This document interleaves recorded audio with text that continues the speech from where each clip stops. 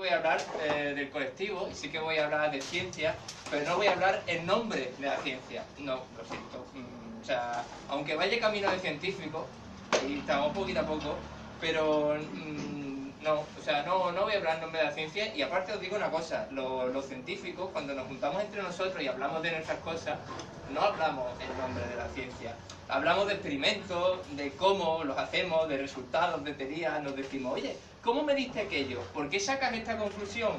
¿No puede ser esta otra cosa? ¿Lo probaste? Decimos, sí, pues no, o no lo pensé, o lo probó fulanita en tal año con esta otra técnica, y bueno, y así nos vamos diciendo. Pero claro, detrás de todas estas preguntas, que son muchas y muy diversas, desde la que hace la persona que acaba de llegar, que no tiene tanta idea, hasta la persona que lleva mucho tiempo y hace una pregunta, aunque está bien formulada, entiende en tres, porque es lo que hay. Detrás de todas estas preguntas, en realidad está una única pregunta, que además puede entender todo el mundo, y esta es la pregunta top. O sea, me voy a referir a esta pregunta muchas veces porque es la pregunta. ¿Eso que está diciendo? ¿Eso cómo sabes eso que dice? Para mí es que esto es la clave, para mí esto es lo único que se puede decir en nombre de la ciencia. ¿Cómo se sabe lo que se sabe?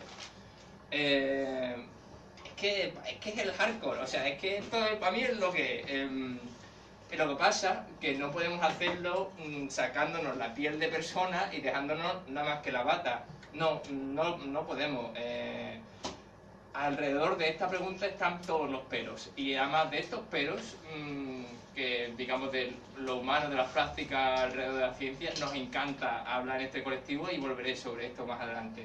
Pero hablando de colectivo, ¿qué es este colectivo? O sea, ¿de dónde salimos? ¿De qué es todo esto? ¿No? ¿Qué es el conciencia? ¿Cómo nos hemos juntado? Pues esto responde al llamamiento que hicieron los zapatistas en el año 2016 a los científicos del mundo, que convocaron el primer encuentro de conciencia por la humanidad en San Cristóbal de las Casas. Sobre este encuentro, sobre la llamada zapatista y sobre, digamos, este llamamiento nos van a hablar los compañeros justo ahora después, y no me voy a extender, aunque es súper interesante y merece la pena enterarse de esto.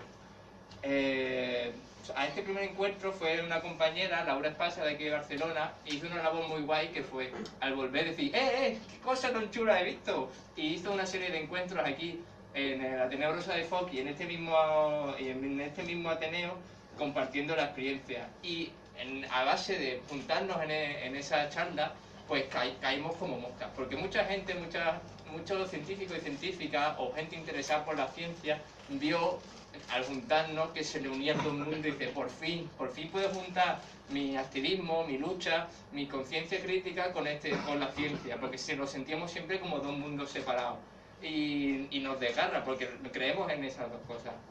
Yo la verdad es que no veo tanta diferencia, porque para mí, para ser un buen científico, te tiene que haber picado el gusanillo de la crítica, pero del otro lado a veces es un poco más complicado, y siento que desde los movimientos sociales o el pensamiento alternativo, así dicho de forma amplia y difusa, y que no estoy diciendo nada porque es eso, desde ese pensamiento a veces entiendo que hay un malestar con la ciencia. Bueno, pues ¿de dónde viene ese malestar, no? Yo lo que entiendo es que las estructuras de poder, tanto el capitalismo como el patriarcado, solo admiten de forma explícita a la ciencia como única forma de conocimiento válida.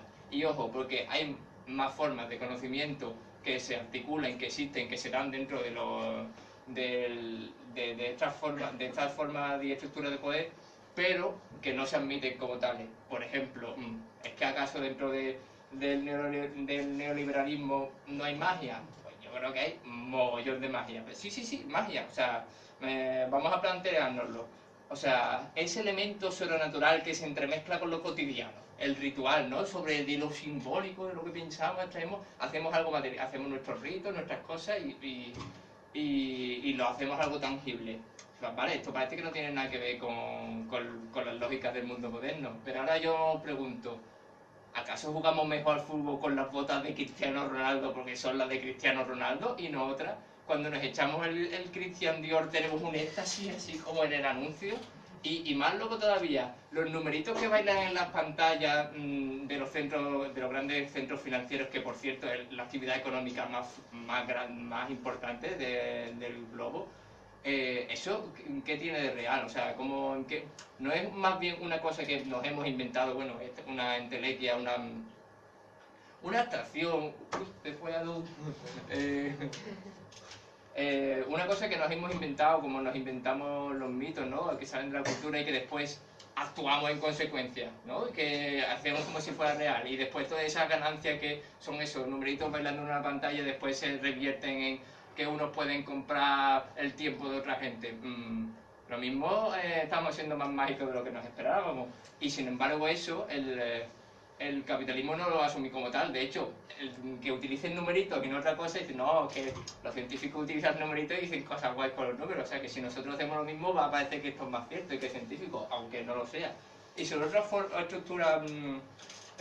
estructuras de poder que solo reconocen la ciencia como conocimiento único, pues está el patriarcado y además me sabe un poco mal porque tanto en el colectivo como fuera, cuando hablamos de la ciencia, ¿no? Y cuando la defendemos, cuando la situamos, siempre hay un tema muy polémico que es el tema de la medicina, porque ya no estamos hablando de lo abstracto, ya no estamos hablando de cómo interpretamos el mundo, estamos hablando de nuestro cuerpo. ¿Cómo hemos sido capaces los científicos, aquí lo digo con la O porque en la época que nada más que éramos científicos, tío, cómo hemos sido capaces de hablar del cuerpo de la mujer sin la mujer? ¿Cómo, cómo, cómo hemos sido capaces de colonizar el cuerpo? Normal que no hayan cogido coraje, o sea, y a la ciencia, ¿no? Y además así, en la totalidad. Y ahora otra cosa que también creo que nos interesa, ya que estábamos hablando de medicina, hablando de enfermedad, nos interesa saber cuáles son los límites, esa pregunta que os decía, ¿cómo se sabe lo que se sabe? ¿Cuáles son los límites del conocimiento y sus capacidades también, ¿no? Del conocimiento médico, para poder asumir o rechazar un tratamiento, asumiendo en nosotras las consecuencias de ese tratamiento, como lo positivo como los efectos secundarios, en vez de tener que aceptar o rechazarlo todo y nos negamos a todo el conocimiento médico, ¿no? No está en nuestro interés ser capaces de establecer un diálogo.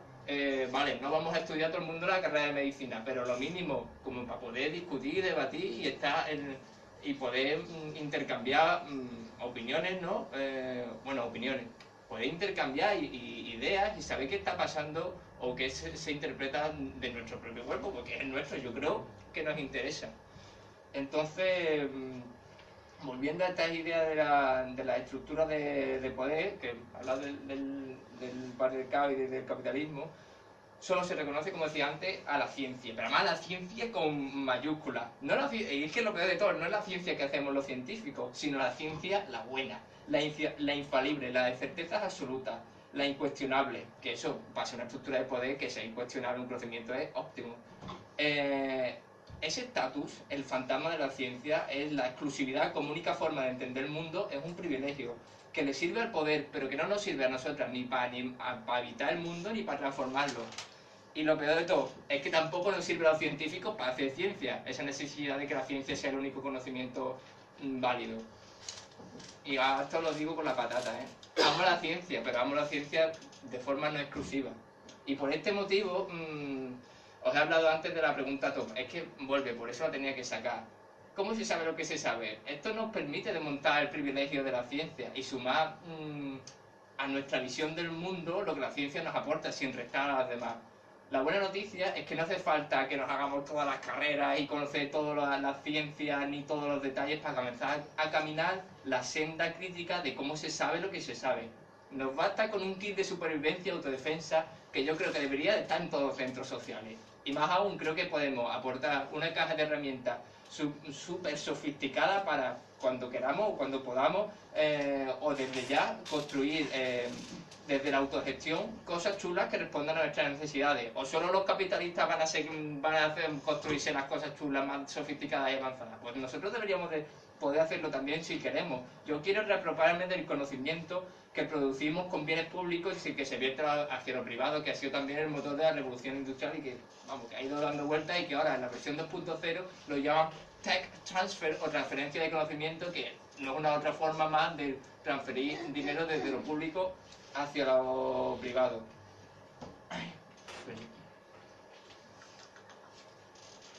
Pues para construir el kit, para para dotar de estas herramientas, primero tenemos que juntarnos los científicos y hablar, ¿no? Y encontrarnos y sin embargo, os lo digo así, todas estas ideas y lo que os he contado ahora no fueron el motivo por el que nos juntamos. Esto ha sido gracias a las compas con las que nos hemos ido viendo, hemos ido debatiendo y también con lo que hemos debatido y hemos ido hablando fuera de lo que han salido todas estas ideas.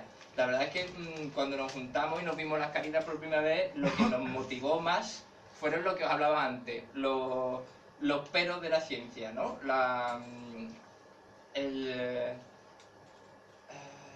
Hemos dedicado mucha energía y mucho tiempo a debatir y a entender cuáles son las componentes sociopolíticas del mundillo científico, ¿no? Porque claro, la pregunta esa que os decía antes, ¿no? La ciencia viene en un pack completo, está el científico, la persona y en el mundo. La ciencia no puede entenderse fuera del contexto en el que vivimos, porque entre otras cosas, en la ciencia reproducimos los esquemas de género, porque alrededor de la ciencia alrededor de nuestra actividad, ya no la ciencia sino de lo que hacemos, orbita una serie de poderes e intereses, ¿no? Desde los más evidentes y directos a cosas un poco más sutiles. Por ejemplo, la investigación privada, pues se decide lo que se investiga y lo que no, porque ellos ponen dinero. En las publicaciones pues hay un interés económico obvio en que las publicaciones sean de pago y que se privatice ese conocimiento. Dentro de lo público, ¿no? Pues los estados y a través de los programas de investigación y también de los programas de investigación interestatales se decide qué líneas y hacia dónde se investiga, qué se investiga y qué no. Y ya incluso más sutil, pero con consecuencias bastante potentes, están las lógicas del neoliberalismo, que a mí me gusta entenderlo como cómo se articula el capitalismo de forma cultural en la modernidad. Bueno, pues cómo estas lógicas de productividad se articulan en la ciencia, ¿no? La excelencia, me da un coraje la excelencia, de verdad, o sea, no se puede exigir productividad porque la excelencia va de eso, va de productividad en el conocimiento. No se puede exigir productividad a la ciencia. Nuestra empresa no se puede exigir resultados. Nuestra empresa es de adentrarse en lo desconocido. Pues para que funcione tenemos que fallar. O sea, porque si no, si funciona siempre, entonces ya lo sabíamos. Si no lo sabemos, entonces tenemos que ir probando. No podemos, si no, lo que vamos a hacer, si queréis que se hagan las cosas, señores capitalistas, si queréis que se hagan las cosas siempre, entonces vamos a repetir lo que ya estaba hecho con un microscopio más grande, que es un poco por donde estamos tirando. Sí. Y eso no aporta nada. Pues todo esto ha salido de eso, todos estos debates han salido de debatir entre nosotros, ¿no? Para intentar, lo que decía antes, intentar entender el mundillo sociopolítico que hay alrededor de la ciencia. Pero no solo, hemos tenido, o sea, os decía antes, la actividad principal del colectivo ha sido debatir, traemos unos textos, los presentamos y después los debatimos alrededor de ellos. Y hemos tenido una serie de debates que ha sido sobre el poder y saber, que nos vino estupendo para empezar, ¿no? Para situarnos y empezar a generar discursos, ¿no? Y a cuestionarnos cositas. Porque claro, normalmente en la ciencia dura pues no se ve a fútbol porque vaya a pedrar, ¿no? Y después tú te lo planteas y dices, pues mira, estaba interesante lo que dice este señor. Hemos hablado de capitalismo y de ciencia y universidad. Repasamos una tesis de una compañera argentina que hablaba de machismo, no neutralidad en las publicaciones. Se centraba sobre las estadísticas, los métodos estadísticos y cómo se utilizaba en neurociencia, ¿no? Para justificar, o sea, como venía a criticar los métodos, porque la pregunta que os decía antes, ¿cómo se sabe lo que se sabe? Pues criticaba los métodos que se utilizan en neurociencia para justificar diferencias entre hombres y mujeres, ¿no? Entonces era una cosa como así un poco más técnica, pero que respondía a esta pregunta. Con lo que os decía antes de la excelencia, ¿no? De la productividad, no solo afecta en qué tipo de ciencia hacemos, también afecta a nuestro cuerpo, porque cuando cada vez se exige más, cuando tu salario depende de que tú cumplas tal programa y que te den la financiación y que hayas sacado tantos artículos, se llega a un nivel de presión que se traduce en nuestros cuerpos y después se está viendo y evidenciando que la cantidad de psicopatologías en el mundo de la investigación es más alta que la media. Entonces, leímos artículos de gente que había trabajado este tema y nos pusimos a debatir tanto qué estaba ocurriendo como cómo lo estábamos viviendo nosotros. también hablamos porque está en nuestro interés del negocio de la publicación científica. La última tertulia que tuvimos fue sobre la pseudociencia, porque antes estaba diciendo que los poderosos, o sea, el poder así, además de forma abstracta, se puede aprovechar, ¿no?, de esta estructura de poder, pero bueno, también hay gente con mala baba que se puede aprovechar de nosotros y que no están en las altas esferas, pero que igual con estas herramientas críticas pues nos podemos defender de quien nos quiere engañar. Entonces, bueno, pues hemos hablado de todas estas cosas, pero no solo de lo guay es que nosotros debatimos, sino que también tenemos otras líneas y para trabajar en ellas nos hemos organizado en comisiones, que os comento así un poquillo. No. Tenemos una comisión de General Ciencia que, por ejemplo, antes en cada reunión, pues de una baraja de dones científicas ocultes que había desarrollado la Universidad Jaume I de Castellón, que son pues 50 mujeres científicas, sus aportaciones, ¿no?, como eso, organizadas en barajas de cartas, en nombre de cada una, pues antes de cada asamblea pues nos preparábamos un par y las comentábamos, así íbamos aprendiendo un poquillo y después las hemos ido recopilando todas en el blog que tenemos, que ahora os cuento. Tenemos una comisión de ciencia autónoma porque hay compas que se están cuestionando cómo podemos generar conocimiento útil para los movimientos sociales desde fuera de las instituciones, ¿no?, de forma autogestionada. Como diría Hernán, estamos trabajando en ello. Hay compas que también están de recerca precaria, que entonces básicamente es de hacer enlace y traspaso con ellos, porque esta gente lo que se preocupan y están trabajando por las condiciones laborales de los investigadores, que de hecho a finales de febrero hay unas jornadas en la Universidad Autónoma. También aquí en el Ateneo se están organizando NIT de Ciencia, que son noches de divulgación en las que se ponen temas así atractivos, ¿no?, y para que lo entienda todo el mundo. El viernes que viene, 2 de febrero, el Ben nos va a hablar del planeta 9, aquí en el Ateneo a las 7. Spoiler, o sea, presentación, no lo perdáis porque va a estar súper guay. Y tenemos una última comisión que también estamos trabajando en ello poquito a poco, porque, o sea, creo que hay que trabajar las cosas lentito y como se pueda, que lo que estamos intentando es el kit de supervivencia que os hablaba antes, pues entonces generar el contenido, las medicinas o los parches, las casas, las plantas, lo que va ahí dentro de ese kit de supervivencia. Entonces estamos intentando elaborar contenido de autodefensa intelectual y de herramientas, ¿no?, sofisticadas. Y todo esto también tenemos un trabajo de difusión, estamos en todas las redes, estamos en Facebook, estamos en Twitter. De hecho, estamos grabando esta charla para después subirla a YouTube y que la pueda ver más gente. Y también ahí está interesante porque hasta ahora estamos haciendo resúmenes de las charlas y hemos subido algunos textos, no están todavía todos, o sea, tenemos más resúmenes que textos subidos, así que podemos ir compartiendo eso. Y vamos a intentar a partir de ahora grabarlas y hacer podcast para lo poder escuchar, entonces como si vinierais a la asamblea, estáis escuchando. El problema es que no vais a poder intervenir porque si es en el pasado, pues como que no, pero igual pues os podéis quedar con las pedradas que soltamos si os apetece escucharlas. Y qué más, todavía no lo hemos subido, pero estará el documento del manifiesto que hemos elaborado colectivamente para definirnos como grupo, que ahora va a presentar a María. Y